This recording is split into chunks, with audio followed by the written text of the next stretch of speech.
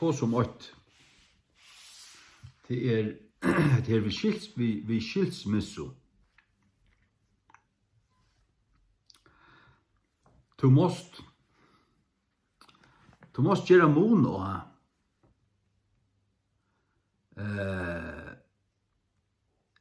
och i skilsmisso att vara sviken och att vara han som sviker. Så att du tjonaband en sottmale. Två gänga samman och framför god och allt samfällag och lova troskap. Det är sottmalen. Och att bråta han sottmalen utan grund till att switcha. Det måste du switcha. Och det är inte så lösning att man ska vara fullkommen för du vet att du kräver till att du med kan ska vara fullkommen annars först från hon. Och efter Bibeln så är det så att det enaste som är orsök till att rymma och få en annan till silöse.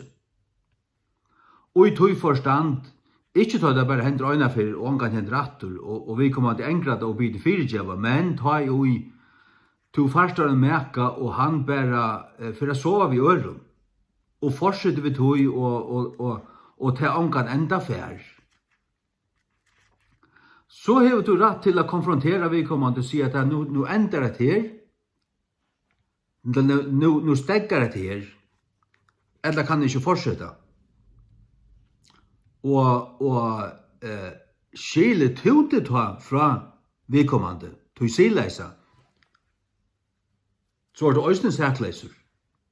Då kan du säga att kvöj du skilte det. Vedkommande var fullkomliga hoppeläsor. Eller till att vedkommande är färd fra där och hever en annan. Ja, men så är det grunden. Vedkommande runt ifrån där. Och det var det som hände. Så det säger du bara. Men det som man ser i färgen till det är att folk ger anka måna. Alltså. Och folk lägger en plätt av en som bara är skilter. Och det är ekvelig orättvist. Och det är kanske att du inte suttja, men hade kommit ut för det så hade du sett att det är ekvelig orättvist.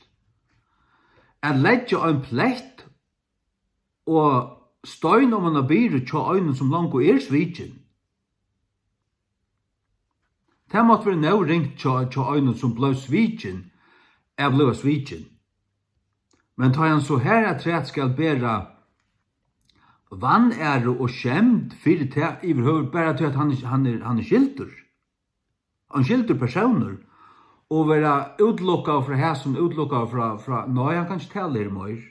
Eller han kan ikke være en eldste nøy, og en her kan han angående være. Og så videre. Tog jeg han er skilter. Ja, men hvordan ble han skilter? Var han uttrykkvår og tog rundt fra kona fra honom? Nei. Var det han som rundt fra henne utan grunn? Nei. Var det hon som rundt fra honom og stakk han ryggen og før fra honom? Ja. Ja, men det er som natt og dæver.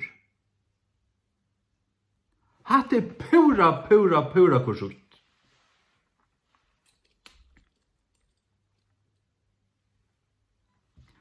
Var det sånn at jeg var her i en måned ved 100-200 folken til et eller annet. Og eller bare, lett man si en liten måned, 30 folk. Nekker familier til vårt, og man kjenner hver annan, og det var en brauer til vårt, og så, når konan får fra honom. Og man visste hva det hendte, og man kjente henne, og man kjente han, og man visste når hun får fra honom. Utan nekker grunn, ble bare, fikk bare svart eier, svart hjärsta, og stakk han i ryggen og fjør. Og fikk seg en annan bønne ved. Eller om ikke bønne ved, så stod det han nå. Og han purast her punktera vår. Heldet du har vært så øndur som til at lagt plett av han, og nå kan du ikke brukast til skilter. Ja, men til så ringer vittnesborer. Ringer vittnesborer? Om hvert? Er det svitjen? Er det avratvust svitjen? Er det ringer vittnesborer? Her som det ringer vittnesborer. Her det høyla bæra ein fasada. Og det det. Og i heima misjonene. Det høyla alt bæra ein fasada. Man kjenner ikke hva det Man kjenner ikke spurningen. Man dår ikke skilja i middelen. Man dår ikke at grøyna. Og man dår ikke at skilja det her. At det måner å være svitjen, euratvust, og være sætleiser, og at det skulle være grundfyre konar rundt fra der. Og det har vært den øyneste grunden. Den øyneste grunden som finnes siløyse. Her som du var siløyser. Det ikke det at du var nekka som helst. Han var så. Han tog ikke hatt det, eller han var avrymelig, eller bla bla bla bla. Her ikke grund gildig. Jeg må si hva du kan si. Den øyneste grunden som gildig, det væran siløs, væran avtrykker med der. Nei, jeg tomte bare ikke mer. Jeg rumte bare.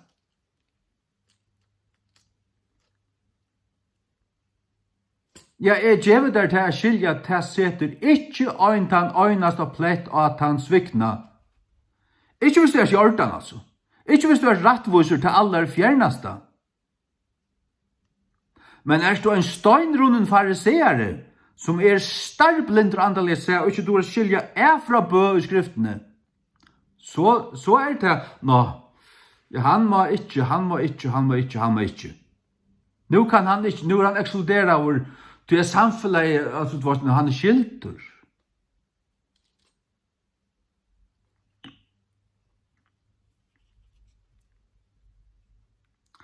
Og i en tog her som ikke ble skilter. Her kan man skilja til at folk var blindar fyrirsen her. Men i en tog her som folk ble skilt, her vil du nøytter til å få egen opp og gjøre grøynar mon og hessen tingene her. Ja, men hva hendte? Hvordan var det fram? Hvor svai kvann? Hvor bæ skilsmissu? Ja, men hadde det ikke bæ lov av en troskap? Jo.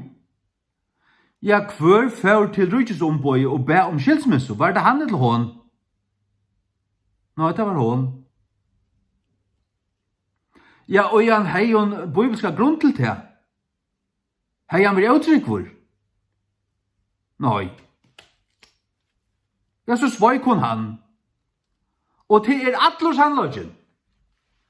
Her ikke anna kom etter enn det. Hon sveik han. Ja, hvordan skal svitjen mevur vera lagtur under vann og kjent? Tid som gjer at her, tid botten ønd og starblind. Og kjenner ikke Guds år. De færa størlige skøyv til de kjenner hverst skriftene og helde Guds mått. Og tid sitter som lærere og eldster utom land alt. Jeg tåsa vet ikke, jeg kjenner tykkere blind og eier og tykkere svarta hjärsta. De vet at hverst fra bø. Og det, altså de kjenner hverst fra bø. Du ikke fra bø, altså, du ikke lese.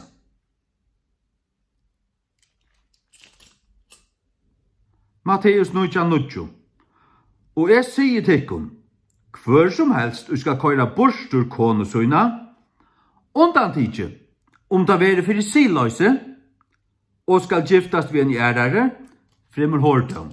Det vil sija, han som køyre borstur kone søyna, det vil køyre henne fra seg, skil seg fra henne, køyre henne fra, fyrir om at rujtsombøy seg i byen skilsmissu, og køyre henne, nå først ut i henne, til det som han som gjør det, og gifter seg bare ved en ærare. Han driver hår.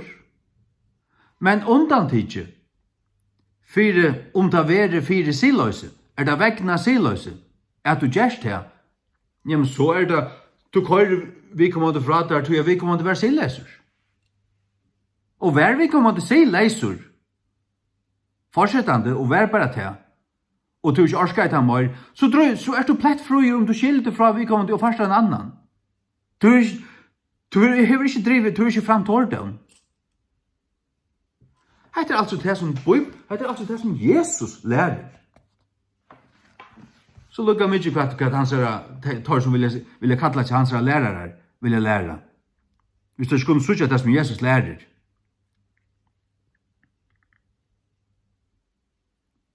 Det er tver grunder for oppadregifto. Det deie, Romerbrev 6, 8-4. Og det siløse, her som han siløse ikke vil gjevast, han siløse bare for fratar, du varst. Etla til fortsetter, og du kører han fratar. Så kan du giftas oppatter. Og det tredje for grunn skjei til frarøyming. Men det frarøyming og i tannforstand, at vi kommer ikke bare røymer, men for å få seg en annan eller ærer. Og om det giftas litt, det her fortsettende siløse. Og i tannforstand, vi kommer til å høye mekka, vi kommer mekken for frater, og vi har samøynet seg vi ærer, kanskje øyn, at det vet jeg ikke. Det er så som det er. Og ta trakkar Matteus 9:9 i kraft. Egentlig Matteus 9:9 likelen. Som du må skilja. Du må skilja det her. Og det tog jo på at tryggvande folk i førjen færre skilja det her. Men folk færre skilja det her for det kommer inn av til egna kropp. Så det hokser ikke det djupt. De er blinda av religiøsum brillun og religiøsum andun. Førja ivesvom av religiøsum andun, som ikke sannløkan, det er ikke Guds ande. De som ikke du gjør måneder når du dømer alt som bare det samme, og behandler det som det samme, det er du blind. Det er du blinda av religiøsum andun. Det har ikke sannløkans ande av tykkert søyo. Og prester som ikke vil gifte opp at under nøkron veieskiften, tar også blinder. Starbblinder. Hver prester, hva det lukka så vel som nekker andre prester, og kunne godt gift og per for Guds anlite, lukka så vel som nekker innvoi av statslandet prester. Lukka vel. Det vil lukka vel gift og Guds egen hvis jeg gifter deg. Hvis det er så dutt at innsutja det. Men det er du folk helst ikke innsutja det. Det er blinda og forganta av prestaskapet. Kom og tvei framfyr meg, så spørs deg. Ta eneste jeg spørs deg, altså, ja. Hever andre at dere vil gifter avur. Mævren, nei. Konan, ja. Så har jeg spørs, hva tenkte her? Nei, han rumte fra meg, og han fikk seg en æra. Ok. Når skulle de giftast? Torsdagen, for næstla. Jeg gift deg. Hon var gift, men for från han finner seg en æra. Men så det her, og jeg spørst, har du gift avur? Han, nei, hon, ja. At det er typiska. Så har jeg spørt, hvordan får jeg fram? Nei, hei, en mann, han var uthaltelig, så jeg orsker ikke mer, så jeg får fra honom. Ok. Og hever han finnes seg en æra, eller hever han bor han sammen, eller hever han finnes seg en æra? Nei. Altså slett ikke. Nei, ikke med å dum. Hver bor han, og han bor her. Så har jeg sagt, jeg gifter ikke opp at du hever en mann, for atter til han, til forhallige heks og hårda. Skamma de av den teis. Hatt måneden. Lär in så chatta. Det kan fara säga att rumpar.